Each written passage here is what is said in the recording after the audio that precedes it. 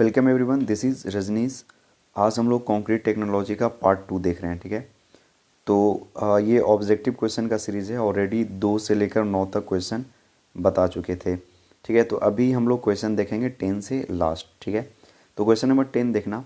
In order to avoid segregation, मतलब अगर segregation को अवॉइड करना है, the concrete should not be thrown from height. आप एग्री करोगे या डिसएग्री? तो एग्री। अगर हम लोग सेग्रीगेशन रोकना है तो कंक्रीट को ज़्यादा हाइट से नहीं गिराया जाता है। ठीक है, ज़्यादा हाइट से गिराएंगे तो ये क्या हो जाएगा, सेग्रीगेट कर जाएगा। क्वेश्चन नंबर 11 देखते हैं। In lime concrete lime is used as, lime concrete में लाइम किसका काम करता है, बाइंडर का काम करता है। It is used as binder. ठीक है, जैसे सीमेंट कंक्रीट में सीमेंट बाइंडर का काम करता है, उसी तरह से लाइम कंक्रीट में लाइम बाइंडर का काम करता है। ठीक है, तो 11 का आंसर सी। उसके बाद देखना question number 12। The type of lime use in lime concrete is. ध्यान से समझना, अच्छा क्वेश्चन है कि लाइम कॉन्क्रीट में किस तरह का लाइम यूज़ होता है। ठीक है, तो सबसे पहला जो ऑप्शन है वो है फैट लाइम। फैट लाइम होता है एक वाइट कलर का प्योरेस्ट फॉर्म होता है लाइम का। ये वाइट कलर का होता है। जब इसमें वाटर ऐड करते हैं तो ये 2 से 3% तक एक्सपैंड कर जाता है। तो एक्सपेंशन होने से इसमें क्रैक आ जाता है, इसलिए फैट लाइम का यूज़ हम लोग नहीं करते हैं लाइम कंक्रीट में। ठीक है, फैट लाइम का यूज़ किया जाता है वाइट वॉशिंग में। तो ऑब्जेक्टिव क्वेश्चन अगर आपसे पूछता है कि वाइट वॉशिंग में कौन सा लाइम का हम लोग यूज़ करते हैं, तो आंसर हो जाएगा फैट लाइम।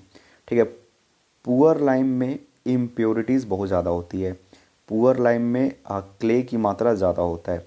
तो पुअर लाइम का यूज़ हम लोग नेचुरल सीमेंट बनाने में करते हैं। ठीक है, पुअर लाइम में कैल्शियम ऑक्साइड होता है और उसके साथ साथ होता है क्ले। ठीक है, तो इसका यूज़ किया जाता है नेचुरल सीमेंट के प्रोडक्शन में। सिलेक्ट लाइम क्या होता है, कैल्शियम ऑक्साइड को, ठीक है, CaO को जब हम लोग वाटर के साथ मिक्स करते हैं, पानी के साथ मिलाते हैं, तो ये रिएक्शन करता है और बना लेता है कैल्शियम हाइड्रोक्साइड। ठीक है, ये कैल्शियम हाइड्रोक्साइड बनाता है CaOH का OH2। ठीक है, इसको बोला जाता है कैल्शियम हाइड्रो ऑक्साइड। ठीक है, ये कैल्शियम हाइड्रो ऑक्साइड यानी कैल्शियम ऑक्साइड जब वाटर के साथ रिएक्ट करके कैल्शियम हाइड्रो ऑक्साइड बना लेता है, और जब ये ड्राई होता है, फाइन पाउडर में कन्वर्ट हो जाता है, तो उसको हम लोग बोलते हैं सिलेक्ट लाइम। ठीक है, तो ध्यान से समझना, सिलेक्ट लाइम क्या है, तो कैल्शियम हाइड्रो ऑक्साइड CaOH2। ठीक है, इसी का फाइन पाउडर होता है।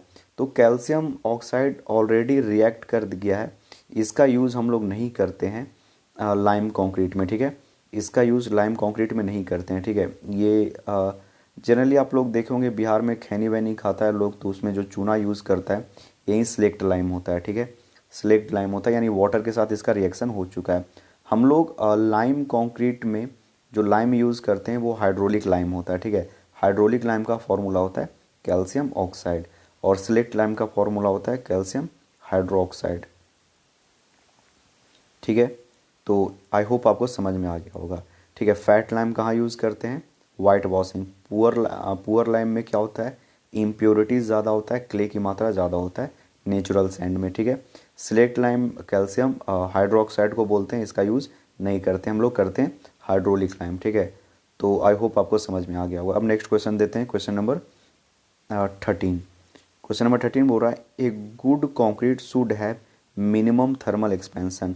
तो सही है, थर्मल एक्सपेंशन का मतलब होता है कि जब इसमें टेम्परेचर हम लोग ऐड करेंगे, या टेम्परेचर जब इसका इंक्रीज़ करेंगे, तब इसमें एक्सपेंशन होना चाहिए या नहीं होना चाहिए।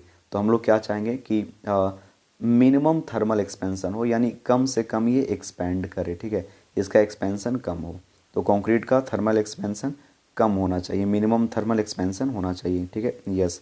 ए lime concrete has strength as compare to cement concrete. Cement concrete के कंपेयर में इसका स्ट्रेंथ होता है वो लेस होता है। ठीक है, बट ड्यूरेबिलिटी ज़्यादा होती है। ठीक है, देखना लाइम जो है, लाइम के कंपेयर में सीमेंट क्या होता है, ज़्यादा स्ट्रॉन्ग बॉन्ड बनाता है, बट ये इन्वायरमेंट से बहुत ज़्यादा इसका रिएक्शन होता है, तो इसमें क्षति ज़्यादा होता है इन्वायरमेंटल इफ़ेक्ट के कारण। यानी पानी में अगर सल्फ़र है या अदर इम्प्योरिटीज़ है, तो सीमेंट कंक्रीट को वो ख़राब कर देता है। ठीक है, इसका ड्यूराबिलिटी लाइम कंक्रीट से कम होती है। ध्यान से सुनना, सीमेंट कंक्रीट की ड्यूरेबिलिटी लाइम कंक्रीट से कम होता है, बट इसका स्ट्रेंथ ज़्यादा होता है क्योंकि बॉन्ड ये स्ट्रॉन्ग बनाता है ये कोर्स एग्रीगेट और सैंड के साथ। तो यहाँ पे जो करेक्ट आंसर हो जाएगा वो करेक्ट आंसर हो जाएगा lime concrete has less strength, ठीक है, बट मोर ड्यूरेबल। उसके बाद देखना, the usually proportion of ingredient in plane concrete is. Plane concrete में जनरली हम लोग M15 और M20 यूज़ करते हैं, ठीक है, और RCC में जनरली M20 और M25 यूज़ किया जाता है। तो RCC में M20 और M25 यूज़ करते हैं और प्लेन में M15 और M20 यूज़ करते हैं, ठीक है। तो अब यहाँ से देखना, यहाँ पे हम कुछ लिख देते हैं। M25 का लिख देते हैं, ये होता है 1:2, ये प्रपोर्शन होता है। M20 का प्रपोर्शन होता है 1:1.5:3 और M15 का होता है 1:2:4, ठीक है, इस रेशियो में दिया जाता है। ये ऑलरेडी हम पढ़ा चुके हैं सिटी में, ठीक है, ऑलरेडी देख चुके होंगे। तो क्वेश्चन प्लेन कंक्रीट का पूछ रहा है, प्लेन सीमेंट कंक्रीट का पूछ रहा है, तो इसमें हम लोग यूज़ करेंगे M15 का और M20 का, ठीक है। तो यहाँ पे देख लेना इसका राइट आंसर क्या होगा। तो पोर्टलैंड सीमेंट 1 पार्ट, ठीक है, और 1.5 से लेकर 1.8 एंड कोर्स एग्रीगेट 3 से लेकर 16। तो ये जो आंसर है शायद यही मैच तो कर रहा है। एक हो गया सीमेंट और 1.5 या 1.5 या उससे ज़्यादा हो सकता है, हम लोग जा रहे हैं, ठीक है, 2 की तरफ जा रहे हैं, और 3 से 4 यानी 3 से भी ज़्यादा है, तो इसका आंसर करेक्ट यही हो जाएगा, ठीक है। जबकि अगर हम 1:3 1.5:8 में देखें तो ये नहीं होगा आंसर, इसका आंसर ये हो जाएगा, ठीक है, जो मैच कर रहा है। यानी फिर से यहाँ पे हम एक्सप्लेन कर देते हैं, इसका 15 में जो होगा आंसर होगा M15 और M20, ठीक है, और इसके लिए आंसर ए राइट होगा, ठीक है, बी नहीं ए राइट होगा। तो पोर्टलैंड सीमेंट 1 होगा, क्लीन सैंड 1.5 से ज़्यादा होगा और कोर्स एग्रीगेट 3 से ज़्यादा 16 से कम होगा, ठीक है। उसी तरह 16 का जो आंसर है देख लेते हैं, 16 का आंसर क्या होगा। देखना, क्वेश्चन नंबर 16 में बोल रहा है कि usual proportion of ingredient of reinforced concrete is.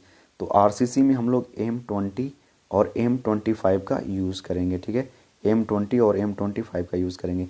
M25 का प्रोपोर्शन होता है 1:1:2 और M20 का होता है 1:1.5:3, ठीक है, रेशियो होता है 1:1.5:3, ये होता है M20 का, ठीक है।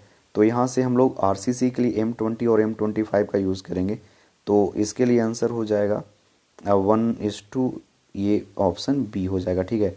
यानी पोर्टलैंड सीमेंट 1, क्लीन सैंड 1 या 1 से 2 की तरफ जा रहे हैं, ठीक है, और कोर्स एग्रीगेट 2 से 4, ठीक है, 2 से 4 की तरफ जा रहे हैं, यानी 2 भी हो सकता है, 3 भी हो सकता है, ठीक है। तो आप ये अगर प्रोपोर्शन याद रहेगा तो आपसे आसानी से इस तरह के क्वेश्चन बन जाएंगे। आई होप आपको ये समझ में आया होगा। मिलते हैं नेक्स्ट वीडियो लेक्चर में, जहाँ पे कुछ और ऑब्जेक्टिव को सॉल्व करेंगे, ठीक है। तो मिलते हैं नेक्स्ट वीडियो लेक्चर में। Thank you.